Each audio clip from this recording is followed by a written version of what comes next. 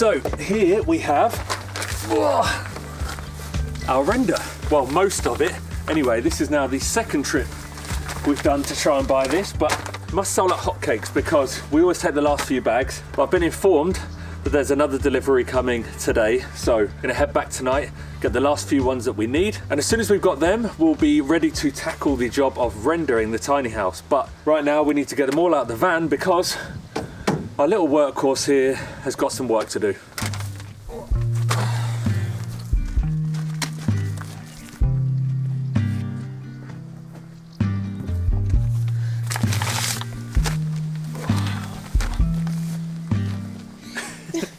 It's a heavy baby.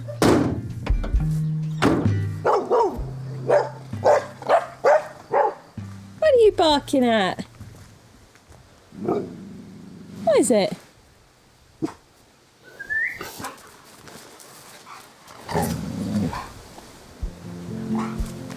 Are you a big scary dog? Eh? Are you a big scary dog?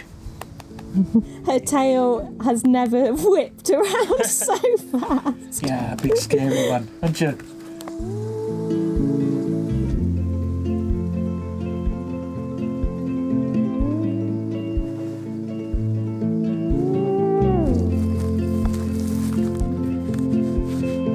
So tomorrow we want to try and actually get all of the rendering done on the building. Now this might be a wildly over-optimistic plan because we've never done it before, so we're not exactly sure what to expect, but we haven't actually been able to source any deep enough corner beads to be able to divide each of the sides into a section in its own right. So all of them need to effectively be joined together, and that's definitely going to be much easier if we can get around all four sides in the one day. We're starting the rendering on the back of the building because it will give us a little bit of a chance to get to grips with the techniques before we're moving on to a more prominent side. Plus it's got the added bonus that in the morning it's actually in the shade. So we're moving the scaffolding now so we can hit the ground running in the morning.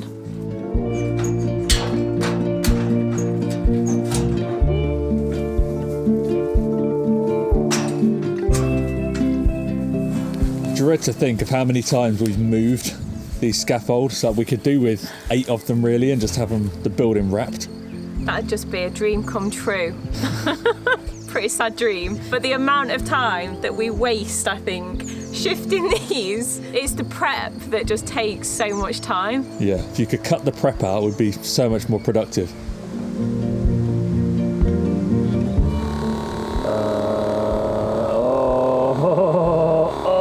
I sound like a robot. I'm from the future. Oh, it's so weird. Is the pressure good? Don't know how to describe it. Ricky's been getting quite a lot of lower back pain, and a friend of ours recommended getting one of these massage guns, so hopefully it'll help his back, and it's a lot of fun for me to use on him. Massage gun or torture machine? Depends what setting I use. Yeah, this back pain has developed from me basically hunched over at the table editing these videos for long periods of time, and it's also the cause of my elbow problem. Let me pass this to you. Thank you for all of you for your nice comments and your diagnoses.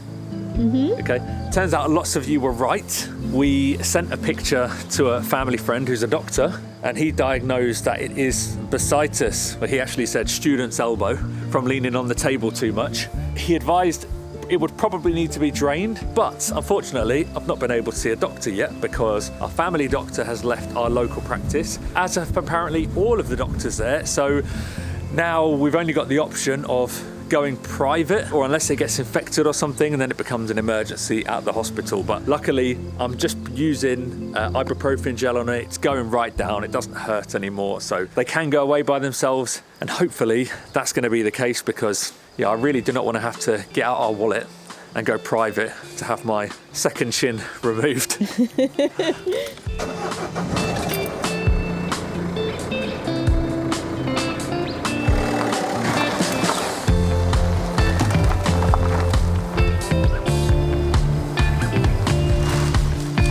Welcome to our dirty little secret. This is the reality, I think, of doing a renovation. You end up with masses of bags of rubble and also just piles of rubbish everywhere. We need to get rid of this pile because it's taking up so much precious floor space in here, which is an absolute premium at the moment because we've got the windowsills curing behind me. They're not going to be going anywhere, so let's get these bags gone.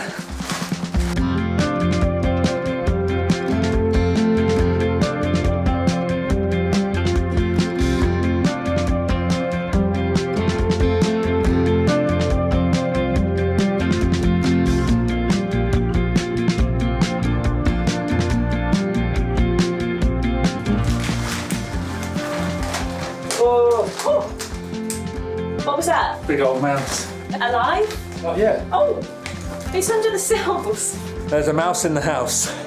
Literally, this big mouse just came running out when we lifted the last few of those bags. And I think it must have heard us because Victoria had literally said 2 minutes before that she was nervous about finding a rat.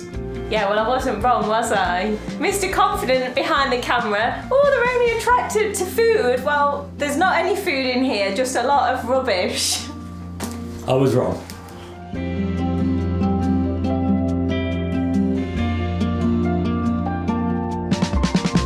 So welcome to our second dirty little secret. This is our kind of becoming mega rubble pile and hardcore pile that we keep. Basically any rubble that we've created during the renovation has all been coming up here because rubble and hardcore is always useful, but we don't want it down there. We don't want to look at it every day. We don't want it in our way. It does turn you into a little bit of a hoarder though, doing this kind of project and having the land to actually store all this stuff. But the difference between us and a hoarder is that 99% of the time, this stuff is going to be reused. Unlike the hoarder who used to live in the flat below us when we lived in London, who used to hoard so many things. You would walk past his window and there would just be like 30 chairs in there. You'd smell rubbish. I dread to think what it was like inside that flat.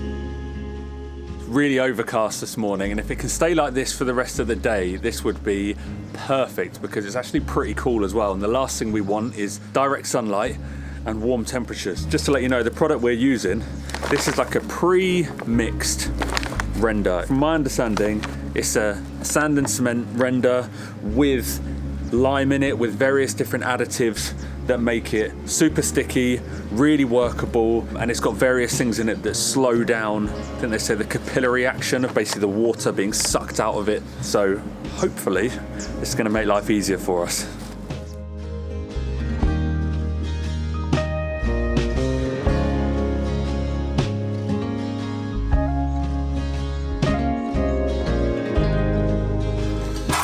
Right, you ready to smash out this render?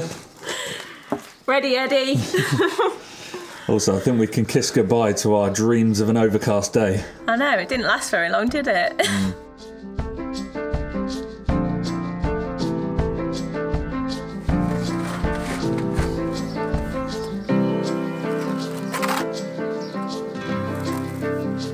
This stuff is super creamy and it's going on really, really well on the flat main sections, but the overhangs, I think, are definitely the trickier bit. Trying to figure out a technique to actually allow us to speed along a little bit because it's been a little bit finicky on those parts.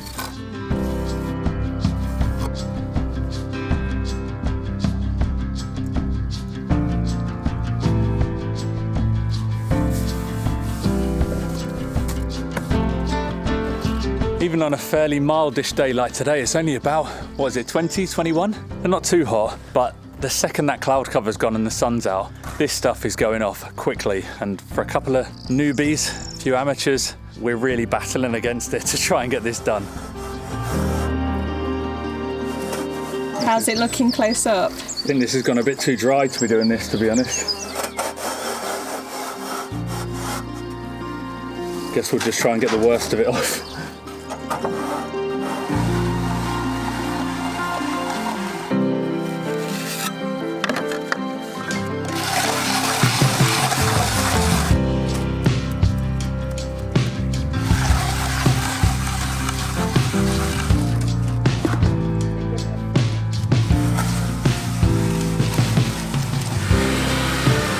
As well as the render going off really quickly on the walls, it's also going off quickly in the bucket. So we've had to resort to getting the generator and the paddle mixer down, mixing bag by bag here, because if we do a couple of bags or 3 bags in the cement mixer and bring it down, by the time we're getting to the bottom, that stuff is really not creamy anymore. It's starting to go a bit stiffer, which isn't good. Yeah, we're now doing it bag by bag with the paddle mixer and it's coming out beautiful. So keep doing that. I think, yeah, we're going to be doing quite a few mixes today.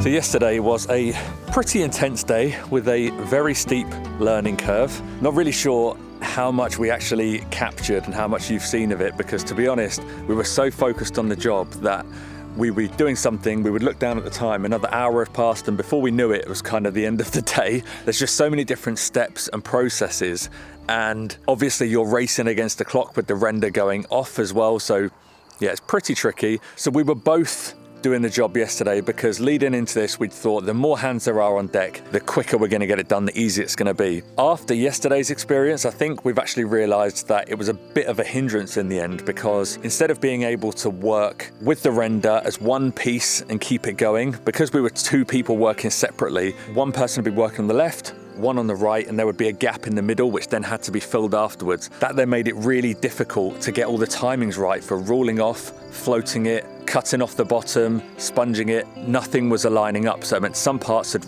really gone off by the time we got to it, other parts were too soft. And coming down and seeing it this morning, overall, I'm very happy with how it's turned out for a first attempt. I don't think we could have hoped for a better result. It's just a bit of a kicker that there are still 3 more sides to do. I think we can both agree that the biggest win of the day is this little detail. So we kind of rendered down to this string line. I don't know if you can see it. String line. Yeah, then we've sliced along the bottom and it's just given it a really nice kind of detail to the finish. If that was the winner of the day, the trickiest part I think was building up the corners on the overhang, because you were working upside down and then there were just so many angles going on, and then you had to work it some more, and it was like melting ice cream and trying to make it stay in the right shape. Trying to get it to stick to the actual edge was just an absolute palaver, but got there in the end. So now I need to mix up the first batch of render for the day, continue where we left off yesterday, finish off the corner on the back and get onto the first gable end.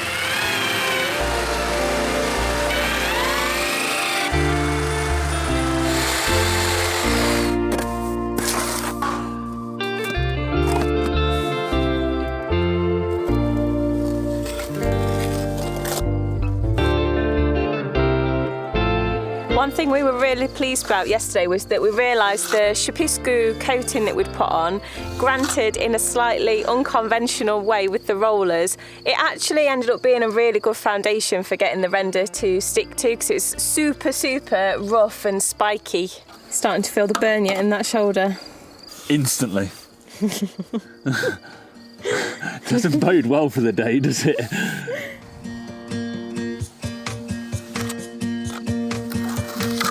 No prizes for guessing what I've just done. Look, I've just fallen into the wall, leaving my paw print here on Ricky's fresh work. At least it's at this stage and not when it's all finished. This can just be worked out, it's fine. I'm actually qualifying why I fell, because we were passing the massive bucket of render across the scaffolds. I wasn't just being a klutz for once.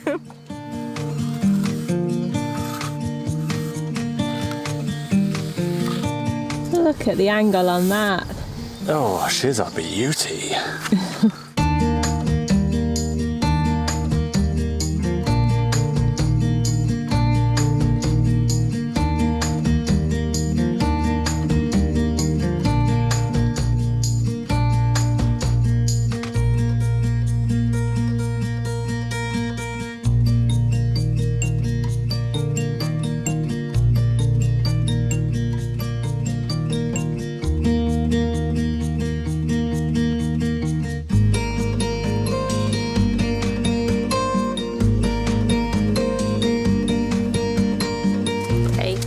You okay? Pop you up. Have a kissy. Yes! Come here. Yeah, there's your ball. Good girl. I'm going to play a little bit more of a supporting role with the rendering job today. So I want to get some land maintenance done. I'm going to do it a little bit close to where Ricky's working, just in case I can help out with mixers or heavy lifting.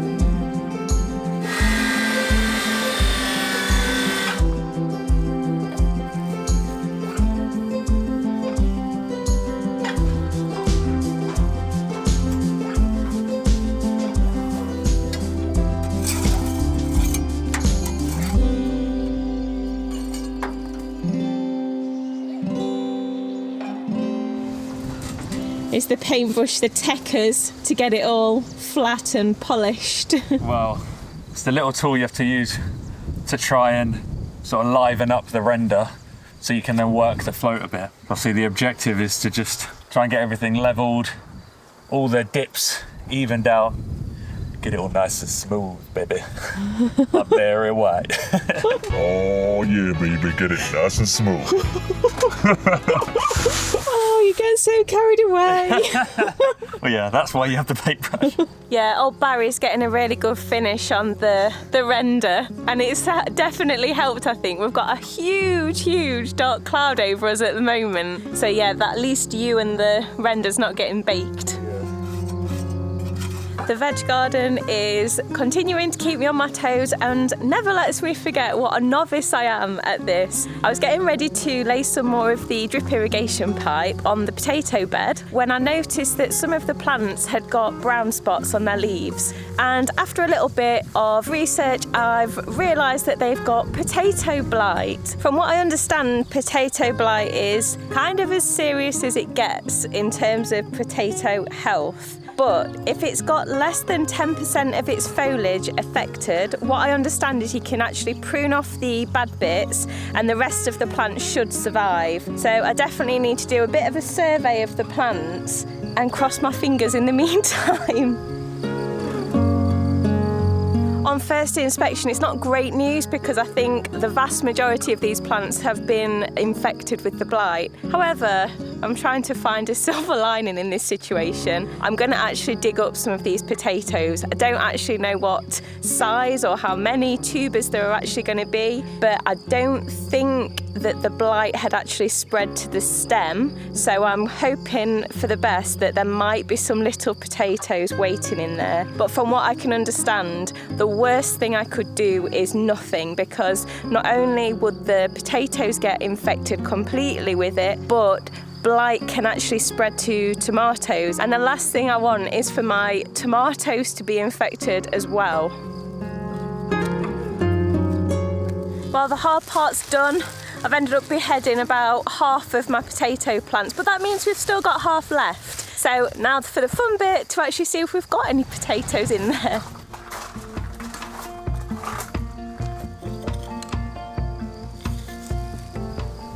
I see a potato.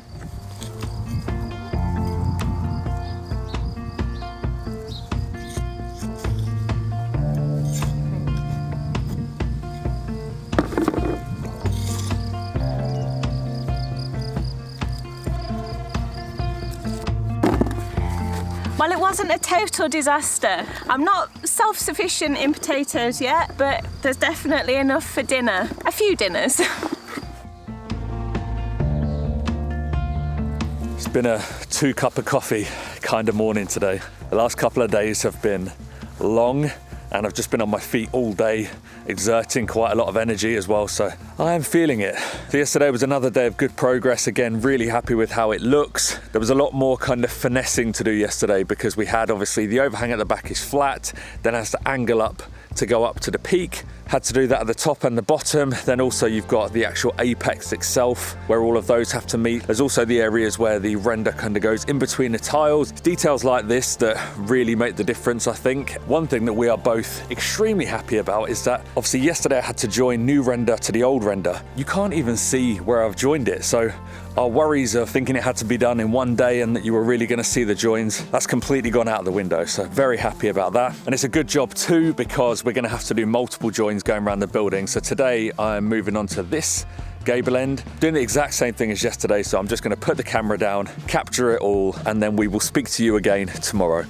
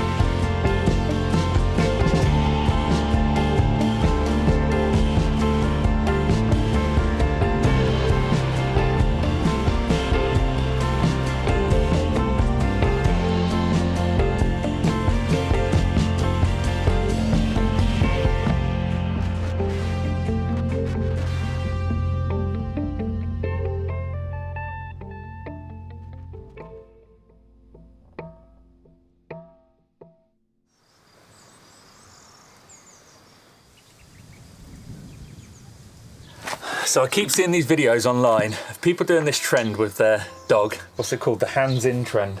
And I am skeptical if either of ours are going to do it. So before we get going this morning, we're going to give it a go. Ted, come here. Come here, buddy.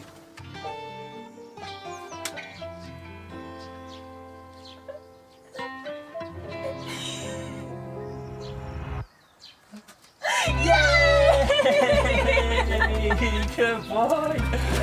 Good boy, Teddy. Good boy. His nose was literally twitching. He's like, do I, don't I? Next up. Come here, Pop.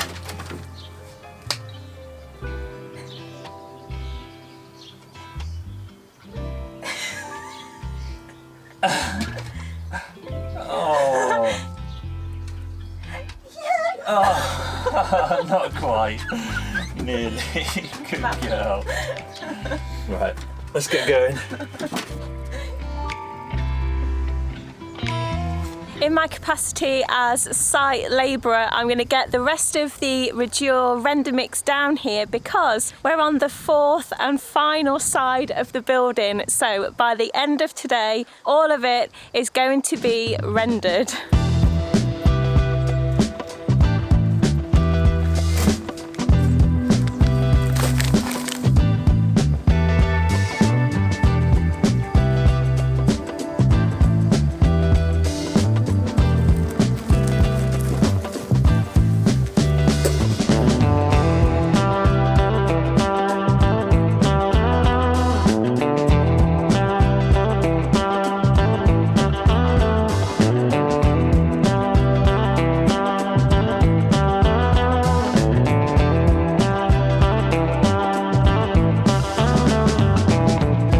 About halfway through-ish. The thing that really slows you down is the corners.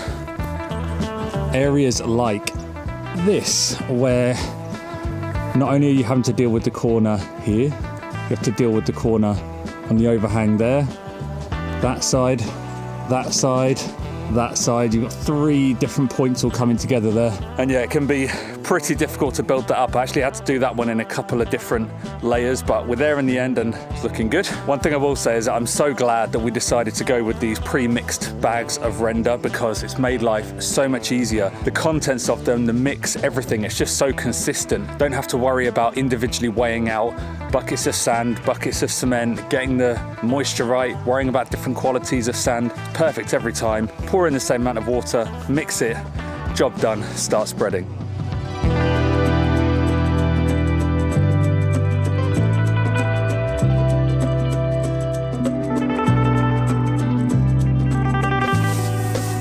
I bet you could do the sponging off after today. It's got really hot this afternoon. Yeah, I mean, I'm a sweaty boy, but luckily this is the final sponge. So do this, clean up the edges, and we're done. If a sponge could talk. What? Well, it's seen a lot of action over the past few days. What are you implying? It's gone nowhere but on the wall. Oh.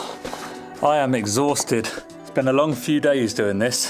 Thinking about it, it's so laughable that we said at the beginning of this week that we were going to try and get this done in one day. I've actually lost count of how many days it's been, but yeah, I think we need to stop trying to put time frames on things because we never get it right. We're too ambitious for our own good. So now we just need to let this cure properly, and they say don't paint it for about 4 to 6 weeks. Realistically, that is taking us into kind of peak summer and it might be too hot. So we might have to wait to paint it until after the summer.